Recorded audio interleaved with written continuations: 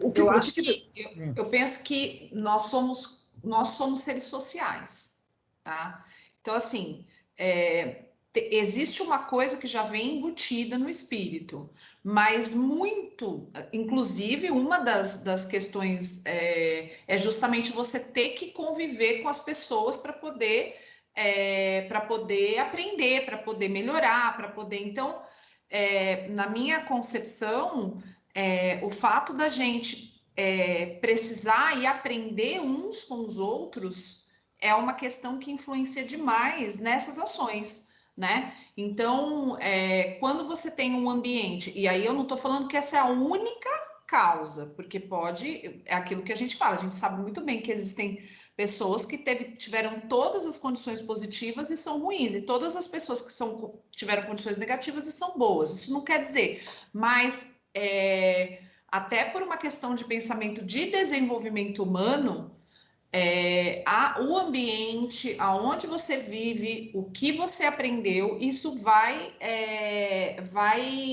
ajudar diretamente nessa questão de como você vai evoluir. Se você vai evoluir mais rapidamente, se você vai evoluir, porque você está convivendo com pessoas que de repente não compreendem determinadas coisas. Então, tudo isso eu acho que é um grande aprendizado, é como se você tivesse sendo colocado em duplas produtivas de aprendizado, sabe assim? E aí duplas, grupos, enfim. Mas o social, com certeza, é um dos fatores que determina também as escolhas, né? Não o determinismo, mas as escolhas, né? De ser bom, de ser mal, enfim. Além, claro, daquilo que já vem dentro do próprio espírito que tem as tendências. Mas da onde que vem essas tendências? Se a gente é criado simples e ignorante, como todos nós somos criados simples e ignorantes. Então, para mim, um dos fatores principais que modifica isso é a questão social, a questão da convivência e também até da própria evolução do planeta que você está, né? Que daí você só vai alcançando conforme você vai melhorando e você vai melhorando também, enfim.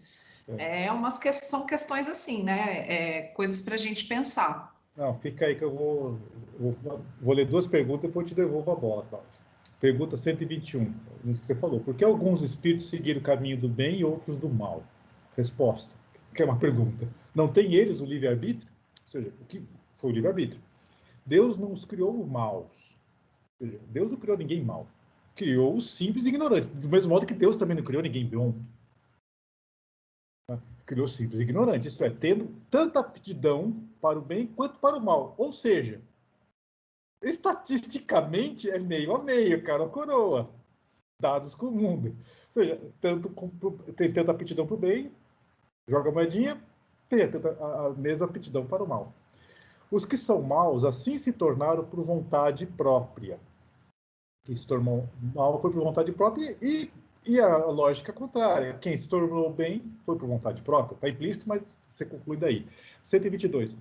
Aí, de certa maneira, o que você estava falando. Como podem os espíritos, em sua origem, esquece sociedade, pensa lá atrás, aquele troço bruto, chucro, cru.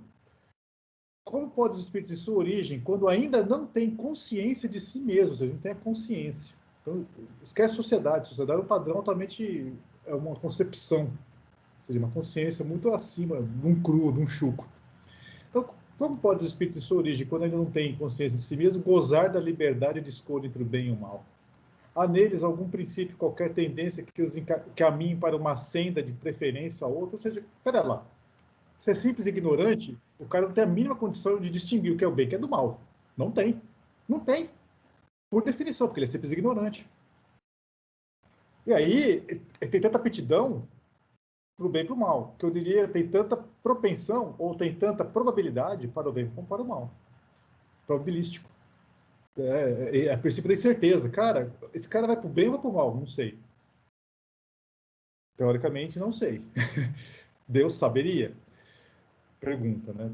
Aí, resposta. O livre-arbítrio se desenvolve à medida. O livre-arbítrio só se desenvolve à medida que o espírito adquire consciência de si mesmo. Ou seja, então a gente não pode, se o espírito não tem consciência de si mesmo, a gente não pode falar que ele tem livre-arbítrio. Não podemos culpá-lo pelas suas escolhas.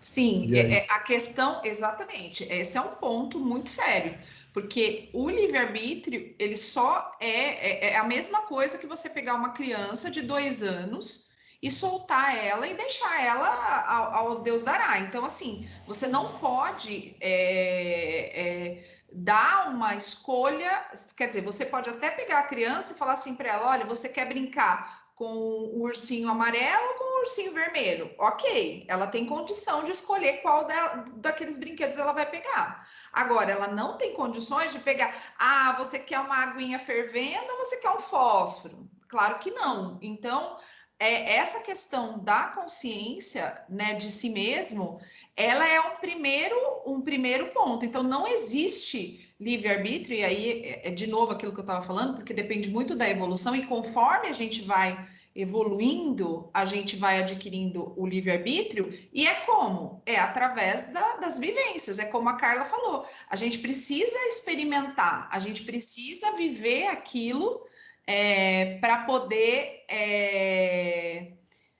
como que eu posso dizer? Ir aprendendo. Então, nós vamos vivendo as situações, a gente vai vivendo as experiências, a gente vai aumentando essa consciência, e quanto mais consciência, maior a possibilidade do nosso livre-arbítrio. Porque só vai sendo liberado para a gente conforme aquilo que nosso pai falava, né? Eu não sei o de vocês, mas meu pai dizia assim: eu confio em você até que você me prove o contrário. E aí, se você fizesse alguma meleca, acabava a confiança, acabava o seu livre-arbítrio, né? Então, a questão acho que tem um pouco a ver com isso, né? Mas não dá para dizer o livre-arbítrio é sim somente um passo que você só tem, né? Uma possibilidade que você só tem a partir do momento que você criou essa consciência de si mesmo. Senão, não é possível você ter livre-arbítrio. Aí existe uma questão meio de vamos passar por isso, né? Sei lá.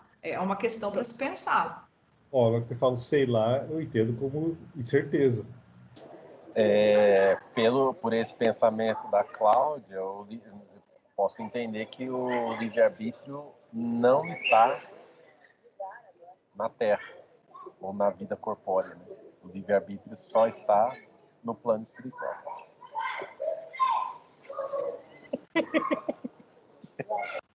Mas por quê? Vamos lá, Não, a continua. gente tem livre-arbítrio aqui, só que o nosso livre-arbítrio é limitado à nossa condição. Quando você está lá na erraticidade, com certeza você tem uma condição melhor de escolher e de fazer outras coisas, mas eu acho que o direcionamento do teu livre-arbítrio é diferente, né? Porque aqui na carne a gente está muito mais suscetível a todas essas paixões e essas coisas corpóreas. Então, óbvio que o verdadeiro teste é aqui. Se você não puder optar de fazer as suas coisas, de ter seu livre-arbítrio aqui, lá é que vai ser mais difícil, porque lá você está livre de tudo isso. É muito mais fácil você falar, não, eu vou mudar, eu vou ser uma pessoa diferente, eu vou ser... Não, aqui não, aqui você está ali, ó, com todos os diabinhos e anjinhos ali do seu lado, te tentando, né? Sim, mas é que vocês estão trazendo a coisa para agora, para nós. Vocês estão botando nós assim. Onde eu quero chegar é lá atrás. Na sua criação, nós fomos criados simples e ignorantes. Então, nós não temos consciência do que é certo e o que é errado. Não temos. O que direciona você tomar o caminho do bem e o caminho do mal? É cara ou coroa? Cara, assim, porque você não tem... E aí? É aí que eu quero chegar. É nesse ponto. Experimentação, Então, mas o que faz? porque não tem outra coisa. Então, mas o que faz? Então, mas o que faz? Não, esse é o como. É o como. Eu quero dizer o seguinte: o que torna, por exemplo, ok, nós somos simples ignorantes. Imagina nós aqui simples ignorantes. Beleza, jogou a gente num mar de experimentações. O que faz cada um? Aquele vai pular para o bem. E aquele acho que vai para o mal. Esse está na dúvida, daqui a pouco eu espero. O que faz cada um, já que eles estão simples ignorantes, o que faz pender para um lado ou para o outro? Não é uma circunstância. O que faz a tomada da decisão? A tomada da decisão. Então, se você não tem consciência, qualquer coisa é coisa. Então é probabilístico. Exatamente. Qualquer coisa é coisa. Você vai Eu- pro bem ou você vai pro mal. Você vai fazer alguma coisa. Seja o que for que apareceu na frente, você vai fazer. Se você vai seguir aquela linha ou não, aí vai ter o retorno, né? A consequência do seu ato. Tudo Que bem, eu deve te entendo. dar uma Tanto lado. satisfação ou não, alguma coisa assim, que vai fazer com que você perdure em um caminho ou em outro. Mas se você não tem consciência de nada, qualquer coisa é coisa. Eu Zé, concordo. Então, nesse ponto que eu quero chegar. É probabilístico. Zé, pensa no seguinte, olha só, imagina que você sai de casa sem destino, sem rumo. Você não planejou nada, você não programou nada, você simplesmente sai. A partir desse ponto que você não planejou nada e que você não tem nada em mente, você pode tomar praticamente qualquer ação, porque você não tem efetivamente nenhum objetivo traçado. Você está simplesmente interagindo com o que está acontecendo com você. Para mim, não tem muito como você falar em termos de tomada de ação consciente quando você está completamente interagindo com tudo que está ao seu redor. Não tem como conciliar essas coisas. Pelo menos é a forma como eu penso. Não, Bola, o continua, Flávio amigo. pegou um ponto interessante aí. Se você sai da sua casa sem destino, sem um propósito, qual que é o seu destino? Então, nesse Onde caso, você nós está. temos. Não, nós temos. É a evolução. Não, Isso nós sim, temos. sim, esse Sim. daí é o final. Vamos olhar num espectro menor. Se eu estou Micro, saindo. não Isso, macro, agora. micro. Isso, micro. Uma micro destinação, não uma macro Exatamente. destinação. Estou saindo de casa, não tenho para onde ir. Estou saindo de casa. Onde que é o meu destino? Onde eu estou. Eu estou no meu destino. Porque eu cheguei lá. Eu cheguei em algum lugar. Eu saí de casa para ir para algum lugar. Onde eu estou é o meu destino.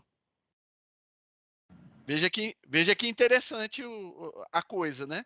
Tá, Se quando a gente olha vamos trazer para o lado espírita agora, de isso, evolução. Vamos lá. quando eu estou, quando eu estou sem rumo, onde eu estou é onde eu deveria estar. Logo, eu posso estar em qualquer lugar,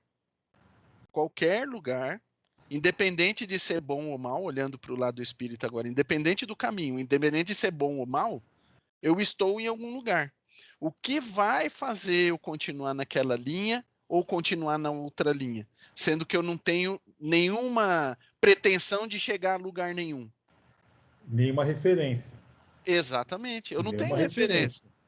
A referência ela vai partir desse princípio, vamos pensando, né, que nós somos nesse contexto totalmente simples, a partir do momento que eu tenho algum tipo de retorno, eu tenho algum tipo de recompensa acerca do destino que eu alcancei. Essa recompensa ela pode ser positiva ou pode ser negativa. A partir do momento que eu consigo chegar nisso, experimentar a recompensa, eu criei um nível de consciência que eu não tinha, porque eu saí do zero, agora eu tenho alguma coisa que pode ser o mínimo possível, mas eu tenho, e aí eu já tenho condição de decidir, continuo aqui ou vou para outra coisa, sendo que essa outra coisa a gente zera de novo, porque eu não sei o que era que eu não experimentei antes. Então, aí eu vou pegar um gancho na fala da Cláudia. Ok, o que fez você tomar a decisão, você está sem rumo. Aí você interage localmente, você interage localmente com o seu ambiente, com o seu microambiente. Então, vamos supor que no seu microambiente tem bons espíritos e maus espíritos te influenciando, como nós sabemos. Então, e aí entra a questão da socialização, entre aspas. É uma pseudo-socialização, porque no fundo você está socializando com os espíritos, você não está vendo. Às vezes você tem, às vezes não. Então, chega a ser um infortúnio para quem teve o azar de estar só com um mau espírito do lado e uma boa sorte de quem teve bons espíritos soprando. Você é simples ignorante. Você, putz, deu azar aquele cara, aquele espírito deu azar. Então, aí entra numa outra questão, né? Se eu sou simples e ignorante e não tenho consciência, não existe poder de influência. Poder de influência é nulo. Opa! Isso, concordo. Você não tem É referência? zero. Você não tem tem referência. referência para saber o que é. Você não tem como ser influenciado. Porque você é um zero, você é zeradinho. Ok, então para qual lado você vai pender? Probabilidade. Opa, Qualquer então Deus coisa. joga com o mundo. Qualquer coisa. Não, Deus Deus joga não dados. joga dado com o mundo, mas a gente joga. Olha, ô Zé, eu deixa eu falar uma coisa. Eu acho que nesse ponto, em relação especificamente à questão do homem de recém-criado, nas primeiras experiências, eu quero muito acreditar que exista um cuidado especial por parte da espiritualidade em relação a ele, justamente pelo fato de não ter ainda o preparo que as pessoas mais tarimbadas têm. Eu quero muito acreditar que exista um certo olhar diferenciado por parte da espiritualidade para essas pessoas. Eles vão ser jogados na fogueira, assim, de uma hora para outra. Acho que a Carla pode falar melhor sobre isso. Então, eu pensei nela agora, do mesmo modo que você falou, cuidado. Na educação infantil, você tem que dar atenção maior para as criancinhas. Você tem que dar uma mega atenção para as criancinhas. Mas aí, você falou uma palavra interessante, Flávio. Cuidado. Então, para quem vai para o mau caminho, foi o descuido de alguém? Então, mas aí também tem essa questão. Eu vou deixar a Carla falar já, tá, Carla? É só um adendo rapidinho. Mas também tem essa questão. Como que eu vou saber que eu tô na fogueira, sendo que eu nunca experimentei isso? Tá tudo 0 a 0 ainda, né? A gente tem instinto no início. O instinto não falha, né? E as leis, elas são gravadas na consciência. O espírito, por mais pequenininho que ele seja, ele sabe que errou. Então, o mal, ele só aparece quando a gente faz essa escolha para o mal. Que a gente pode escolher o outro lado e a gente sabe, espiritualmente falando, como nós somos destinados à evolução, o espírito sabe quando ele erra, que a consciência cobra. E aquilo que a Cláudia falou, nós não estamos sozinhos. Existe uma falange inteira de bons amigos para nos ensinar o que é certo e o que é errado. Né? A gente pode escolher o errado por causa do nosso livre-arbítrio, mas a gente ainda tem um pouquinho assim, de consciência de que aquilo é errado. Eu sei, claro, mas nós estamos falando lá no comecinho, esquece de livre-arbítrio, a gente não tem consciência ainda. Então, É lá atrás. Eu estou falando lá de trás, lá do comecinho, do comecinho, do comecinho. A gente está supervisionado no começo. Então, então se alguém vai para o mau caminho e foi descuido? Quando ele é ignorante, por isso que a gente fala, perder a ignorância já era. Enquanto ele é ignorante, ele está sendo supervisionado. Até para ele adquirir um pouquinho de consciência para escolher. Né? É igual o bebezinho, por exemplo. A gente tem um bebezinho, a gente é muito pequenininho para falar dessas coisas ainda, né? Como a gente já falou, a gente está mais no ponto de partida do que chegada, então a gente não entende muito o que eles propõem para a gente. O que a gente sabe é assim, como que o animalzinho vê a gente. A evolução do animal para o homem, eles veem a gente como se a gente fosse Deus. Então eu tenho lá um bichinho em casa, eu deixo ele fazer tudo que ele quer?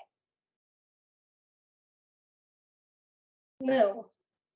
Se eu tenho um bebezinho em casa, eu vou deixar ele comer, fazer tudo sozinho? Deixar ele dominar a casa? Tem gente que deixa, né? A criança dominar a casa, né? Mas Isso que eu ia comentar, Carlos. Tem gente falando, que deixa. a gente não, mas alguém deixa. Então depende de quem o bicho caiu na mão. Ser feliz ou não. Mas o espírito, a gente tem Deus. Né? Deus, ele cuida da gente desde o início da criação. A gente tem que ler bastante a Gênesis, entender bastante a Gênesis para a gente poder discutir esse assunto, porque está bem igual o Zé falou, lá no início. Então tem que pegar lá o livro dos Espíritos, depois ler a Gênesis no início, como que é o nosso pensamento, né? Quando que a gente vai começar a ter esse livre-arbítrio? E até a gente ter o livre-arbítrio, a gente tem o instinto. O que eles falam? O instinto não falha. Por isso que a gente vê que tem gente que fala que os animais são mais civilizados que o homem.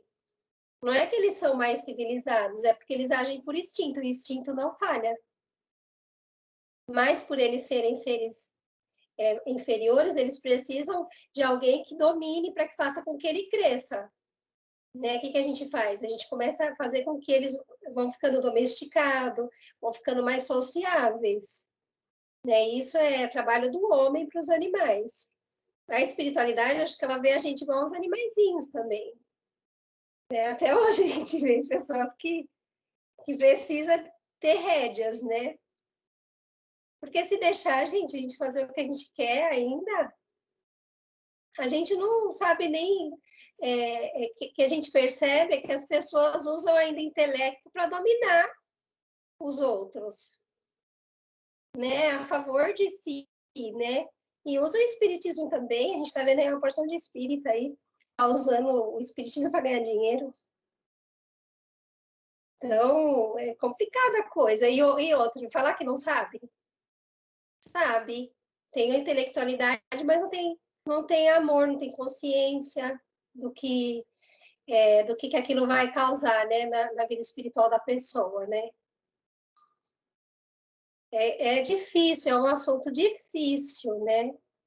Porque a gente está numa sociedade que a gente está vendo muito bárbaro, né? Muita gente também que é inteligente e tem um sofisma, né?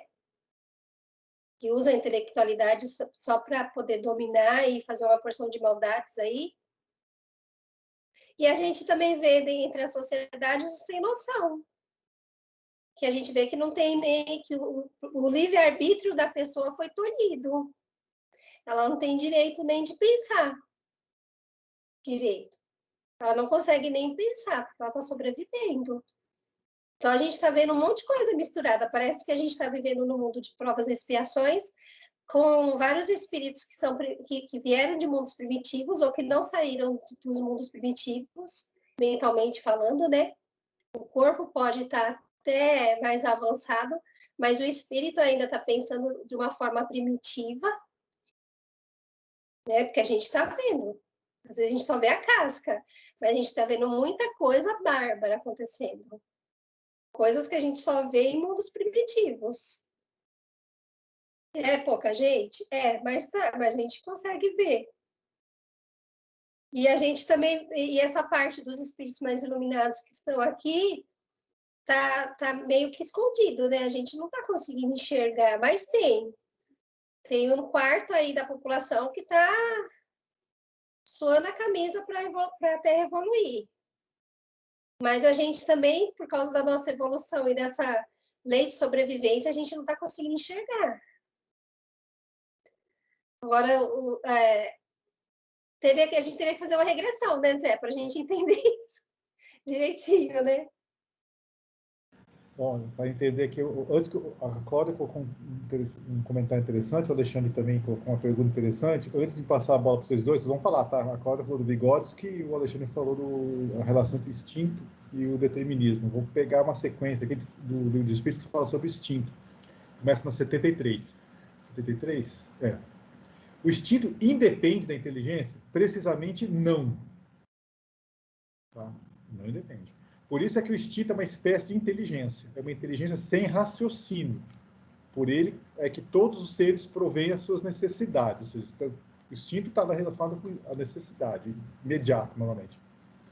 Pode-se estabelecer uma linha de separação entre instinto e inteligência? Isso é, precisar onde acaba uma e começa a outra? Não. Porque muitas vezes se confundem. Mas muito bem se pode distinguir os atos que decorrem do instinto dos que são da inteligência. Olha que interessante. É acertado dizer-se que as faculdades instintivas diminuem à medida que crescem as intelectuais? Não. O instinto sempre existe, mas o homem o despreza. Olha que interessante. A gente não perde o instinto. Ele vai estar com a gente o tempo todo. O instinto também pode, não é que deve, vai, enfim, pode, ou seja, é probabilístico. O instinto também pode conduzir ao bem. Ele quase sempre nos guia e algumas vezes com mais segurança do que a razão. Nunca se transvia. Olha que interessante, o instinto nunca se transvia. Porque nem sempre é um guia infalível a razão. Então, por que a razão não é um guia infalível? Seria infalível se não fosse falseada pela má educação, pelo orgulho e pelo egoísmo. O instinto não raciocina. A razão permite a escolha. A razão. Ou seja, livre-arbítrio tem a ver com razão. E dá ao homem o livre-arbítrio. Olha que interessante. Ô, Carla, deixa eu fazer um adendo aí, daquilo que você estava falando, que Eu acho que o grande problema, na verdade, que nós estamos passando, não é o homem primitivo. Eu acho que o maior problema é o homem inteligente, mas que usa essa inteligência de uma maneira totalmente maliciosa. Então, ele sabe o que é certo, ele tem a razão do que é certo, mas ele escolhe, é uma escolha consciente e muito racional, se aproveitar da situação em benefício próprio. Então, o homem primitivo é aquele que ele vai ver uma situação, ele vai tomar uma... Ele não vai pensar muito, ele vai fazer porque eu quero aquilo ali, eu vou lá e vou conseguir o que eu quero. O cara que é malicioso, ele vai fazer todo um planejamento, todo um esquema para conseguir o que ele quer, e não importa quantas pessoas ele vai prejudicar no caminho. Esse, para mim, é o maior problema. Então, as pessoas que poderiam ser diferentes escolhem realmente ser erradas. Esse é o maior problema que eu vejo. Sim, sem dúvida. Porque eles escolheram... na verdade, eles só têm intelectualidade, né? Então, eles não têm sentimento ainda. Né? O sentimento tem que desenvolver muito o amor, a humildade, a compreensão para você chegar no sentimento. E é Então, aí que eles estão... essa é a questão, porque eu até fui resgatar aqui umas anotações minhas, que eu participei de um seminário justamente sobre essa questão, que foi o Paulo Henrique de Carvalho que deu, Figueiredo, sei lá, Carvalho, se eu escrevi. Mas ele estava falando exatamente dessa questão, e ele fala daquilo que o Zé falou, da consciência, né, que o espírito só pode ter livre-arbítrio a partir da consciência. E ele fala que no início, né, que antes de se tornar um espírito, a gente vai se aventurar nos reinos mineral, vegetal e animal. E aí, no início, são só os instintos, como a Carla falou.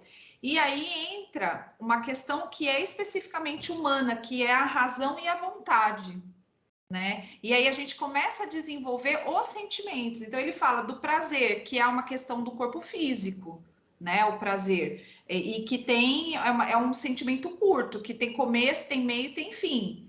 Aí ele fala da alegria. A alegria é uma coisa momentânea, é a resposta a algum fato. Então a gente começa a sentir esse tipo de coisa. A felicidade, por exemplo, já é uma condição do espírito que não depende dos fatos ou do corpo. É uma questão de escolha. E aí são sentimentos que são mais apurados. Então, conforme você vai vivendo esses sentimentos, você vai trazendo essa questão. Mas o que começa a desenvolver essas faculdades do espírito é justamente a questão da vivência dos sentimentos e das coisas que inicialmente são instinto, mas depois vão se tornando vontade e razão, né? E eu achei bem interessante essa questão, porque e aqui ele fala também que a cooperação é a chave principal, e aí entra Vygotsky, porque Vygotsky fala exatamente isso, que a gente aprende com o meio, né? A gente interage e aprende, aí existe uma relação. Então é aquilo que eu tinha já colocado. Para mim, entra nessa questão. Então você vai desenvolvendo todos esses sentimentos, você começa com a questão do instinto, o instinto vai te guiando, e aí chega um momento que você vai desenvolver razão e vontade. A princípio, ainda uma coisa muito corpórea, física, de resposta, e daqui a pouco você vai elaborando esses seus sentimentos e vai aprendendo a lidar com isso. Mas através do quê? Da experiência e da relação com o outro.